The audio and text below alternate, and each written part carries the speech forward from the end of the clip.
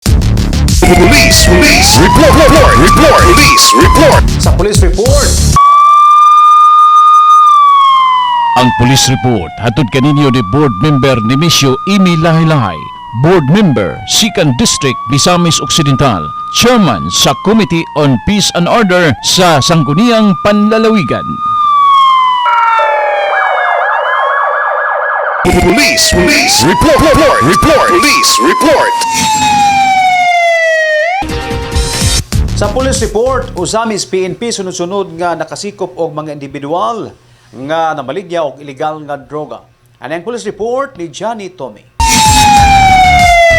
Tipik og bahin sa nahimong operasyon sa kapulisan sa Dakbayan sa Usamis og sa pag-abag sa Sikan Provincial Mobile Force Company alang sa nagpadayong hugot nga kampanya batok illegal nga droga o kriminalidad sa pinakaunang bulan sa 2026. Usa ka alias Tata, 46 anyos og residente sa Purok 6, Doña Consuelo ang nagpositibo sa search operation. Pinagi sa gahom sa search warrant nga gi-issue sa korte.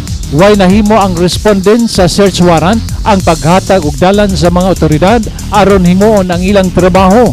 Kasong paglapas sa Republic Act 9165 ang atubangon ni alias Tata gumikan sa mga nakumpiskar nga mga sachet sa gitong shabu o paglapas usab sa Republic Act 10591 gumikan sa na-recover nga kalibre sa armas o mga bala sa residensya nini. Samtang niadtong Enero 12, duha usab ka managhigala ang nataral sa temporary detention cell sa Usamis City Police Station human nagpositibo sa drug bypass operation. Nahitabo ang transaksyon dito sa Banyadero Highway, partikular sa Canhidutis Inn. Ang usa ka suspect, usa ka 30 anyos, minyo og residente sa Barangay Bagakay og ang kauban niini nga 28 anyos og residente sa Purok Riverside, Barangay Tinago, Usamis City.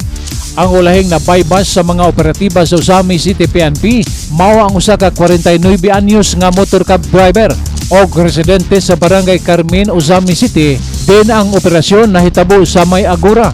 Gikadismaya pa sa kapulisan ng syudad gumikan kay ang maong suspect usa ka reservist member sa Philippine Navy.